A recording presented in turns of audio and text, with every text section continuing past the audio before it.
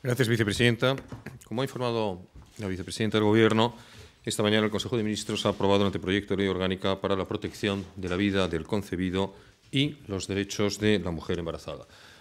Algunos de ustedes recordarán que en la primera comparecencia que hice en la Comisión de Justicia del Congreso de los Diputados, nada más tomar posesión como ministro de Justicia, anuncié que presentaríamos este proyecto, que lo haríamos en la primera mitad de la legislatura, cosa que por fechas estamos efectivamente cumpliendo, y que lo haríamos de acuerdo con los criterios que habían inspirado el discurso del Partido Popular en relación con el siempre grave conflicto del aborto. Esto es, en primer lugar, la defensa, tal y como hizo la sentencia del Tribunal Constitucional de 1985, tanto de la proyección de vida del concebido y no nacido, como de los derechos de la mujer. En segundo lugar, atendernos a la interpretación que para resolver esos conflictos había marcado el propio Tribunal Constitucional. Y, en tercer lugar, actuar siempre en interés de la mujer. Después de un periodo de reflexión ciertamente amplio de esta primera mitad de legislatura, después de haber consultado y estudiado el derecho comparado y de haber escuchado todas las voces y de los expertos que han querido acercarse a nosotros o nosotros a ellos, hoy lo que hemos hecho es aprobar este anteproyecto de ley que, como les digo, en primer lugar cumple un requisito, un compromiso electoral de nuestro partido, del Partido Popular, que en segundo lugar recupera el equilibrio establecido en la doctrina del Tribunal Constitucional, ese equilibrio que exige el legislador entre la protección del bien jurídico del nasciturus y los derechos de la mujer, y que además resuelve muchas situaciones de inseguridad, de inquietud en la sociedad en general y en los profesionales médicos en particular. ¿Cuál es el resultado? El resultado es una norma, y creo que esto es lo más importante de todo, que por primera vez en la historia de España, libera a la mujer de la posibilidad de sufrir cualquier reproche penal. Eso es algo que existía, lógicamente, antes de que el aborto fuese despenalizado en 1985, que se mantuvo con la ley de 1985 y que se mantuvo también en la ley de 2010.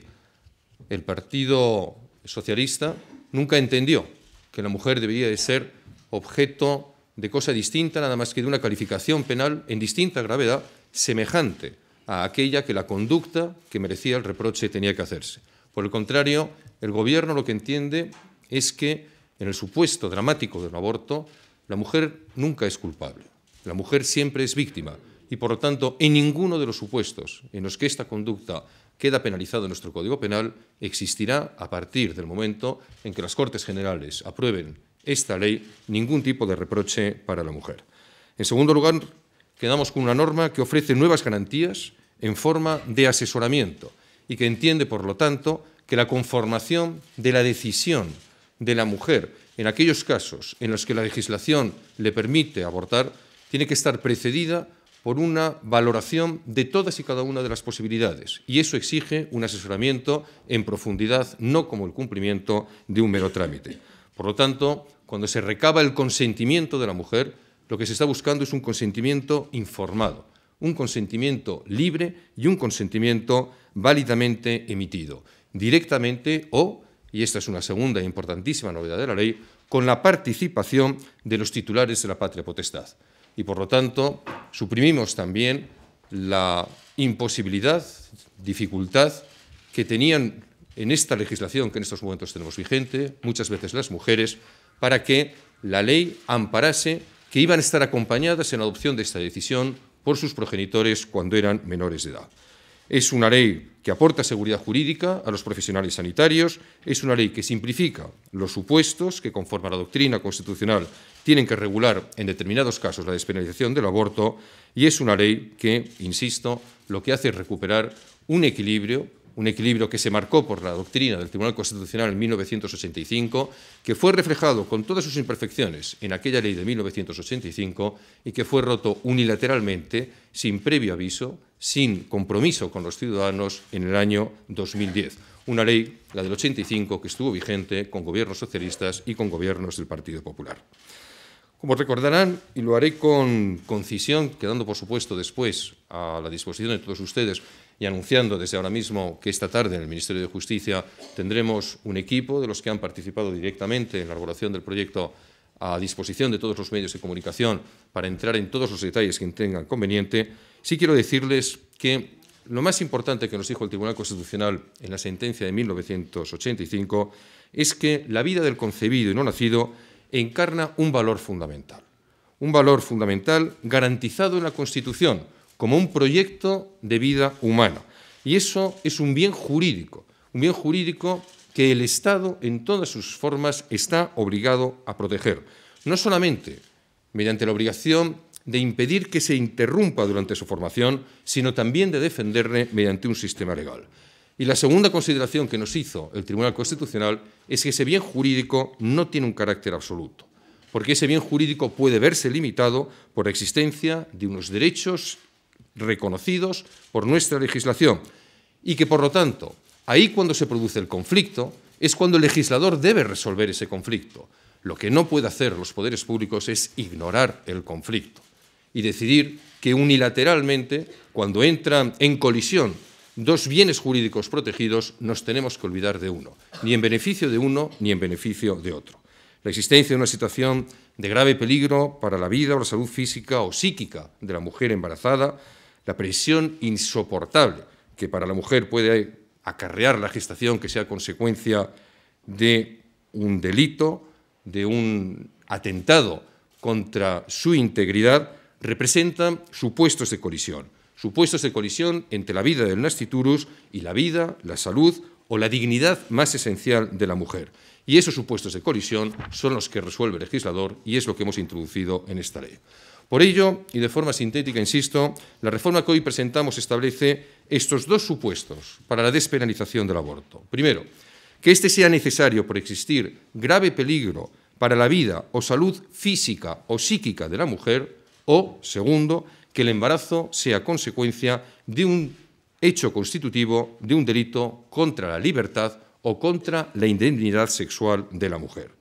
Lo que no cabe dentro de este proyecto, porque sería radicalmente contrario a la doctrina hasta en 3 sentencias de nuestro Tribunal Constitucional, es hacer depender el valor de la vida del nasciturus de la exclusiva voluntad de la mujer embarazada cuando no concurre un conflicto con ningún derecho, con ningún interés constitucional digno de protección. Y esa es la razón por la que en la nueva legislación el sistema de plazos que dejaba en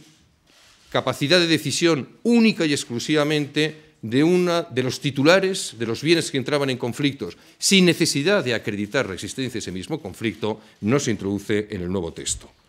La novedad, como les decía, más importante es la consideración de que la mujer siempre es víctima de una situación grave, dramática, y que los poderes públicos, que identifican a la propia sociedad en un Estado democrático, lo que no pueden hacer es aumentar el reproche, establecer punibilidad, establecer penas, que es lo que hacía la legislación anterior, tanto la de 2010 como del año 85, frente a la mujer. Por ello, en ningún supuesto la mujer será objeto de reproche penal. No habrá pena alguna, ni pena privativa de libertad, ni pena de multa, ni siquiera con carácter subsidiario, a diferencia, insisto, de lo que ocurre en la legislación actual. Creo que esta es una novedad muy relevante que me atrevo a calificarla de un auténtico avance histórico. La despenalización del aborto, en los dos supuestos que les he indicado, requiere, y estas son novedades también importantes de la ley, que se realice bajo determinadas condiciones y dentro de unos límites y garantías que quedan detallados, que quedan concretados en la reforma, lo que sirve además y es importante para dar seguridad jurídica a los profesionales sanitarios que vayan a participar en el mismo. La reforma mantiene los mismos requisitos generales que existen en la norma actual. El aborto debe ser realizado en todo caso por un médico o bajo su dirección, en centros o establecimientos médicos que reúnan las condiciones adecuadas, que estén acreditados a tal efecto, y respecto a la segunda de las indicaciones, si el embarazo es consecuencia de un hecho constitutivo, un delito contra la libertad sexual de la mujer, debe de existir denuncia previa y además debe efectuarse dentro de las 12 primeras semanas de gestación. Sin embargo, se introducen 4 importantes novedades en relación con la otra indicación, siempre siguiendo la doctrina del Tribunal Constitucional. La primera, que el aborto sea necesario, porque el conflicto suscitado no pueda solucionarse desde el punto de vista médico de ninguna otra forma. La segunda, que el grave peligro que produzca para la mujer suponga un menoscabo no irreversible, pero sí importante y duradero para su salud, tanto física como psíquica. La tercera, que se acredite dicho conflicto de forma suficiente y con las debidas garantías, con un informe motivado, emitido con anterioridad por 2 médicos de la especialidad correspondiente a la patología que genera el grave peligro para la vida o la salud de la mujer, médicos, esto también es novedad, que habrán de ser distintos de aquel que practica o dirige el aborto y que no trabajen en el mismo centro donde el aborto, en su caso, se vaya a producir. Si existe peligro vital para la mujer en un caso de urgencia, lógicamente no será necesario este informe. Y esto es un supuesto importante. Si el peligro para la salud psíquica de la madre tuviese su origen en el hecho de que el embrión padezca una anomalía fetal incompatible con la vida, entonces lo que se precisa será el informe de un médico sobre la madre, es decir, sobre el riesgo de un daño psíquico a la mujer, más otro informe sobre el feto, de tal forma que quede probada dicha anomalía, que se define conforme a lo establecido por la Comisión de Bioética de la Sociedad Española de Ginecología y Obstetricia como aquella que previsible y habitualmente aparezca asociada con la muerte del feto o del recién nacido durante el periodo prenatal. Y el cuarto requisito tiene que ver a su vez con el plazo de las 22 primeras semanas de gestación. Aunque el aborto podrá realizarse después, si las anomalías incompatibles con la vida del feto no se hubieran detectado antes con un diagnóstico certero, o cuando exista riesgo vital para la mujer y no sea posible también, dentro de lo clínicamente exigible, la protección de la vida del concebido. En los demás supuestos, quitando estos dos, pasado este límite, lo adecuado será la práctica de un parto inducido, puesto que la Organización Mundial de la Salud establece que a partir de ese momento la vida del concebido ya es susceptible de desarrollarse de forma independiente de la de la madre. Antes de terminar, vicepresidenta, y sin entrar en más detalles que estoy a disposición después de todos los medios, sí quiero decir, corregimos la falta de necesidad de acompañamiento de los padres a las menores a la hora de tomar una decisión tan dramática como es interrumpir el embarazo y que nos parecía una de las carencias más importantes de la ley del 2010. Se regulan situaciones distintas en función de que las mujeres sean mayores de 16 años y menores de 18 o que sean menores de 16, en función también de las otras modificaciones legislativas que hemos introducido, tanto para el consentimiento para tener relaciones sexuales como para la edad para contraer matrimonio. Se regula la información y el asesoramiento sobre sus derechos y posibles ayudas. Por eso reformamos la Ley de Autonomía del Paciente. Se establece la necesidad de que esta información sea efectiva y no en el cumplimiento de un trámite y, además, que participe en la misma un colaborador del sistema público. Se regula la objeción de conciencia,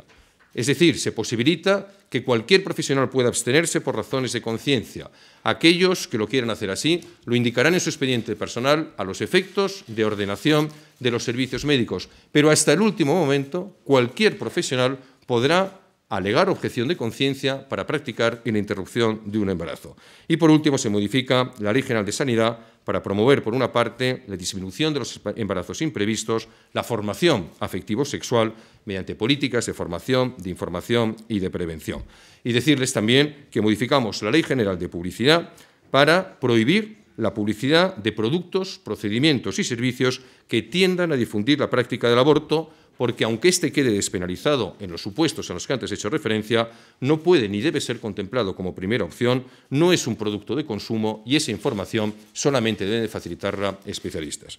Resumiendo, porque el texto es un texto no extenso en su redacción, pero muy intenso en su contenido, decirles que lo que hoy ha hecho el Consejo de Ministros es, además de dar cumplimiento a un compromiso electoral,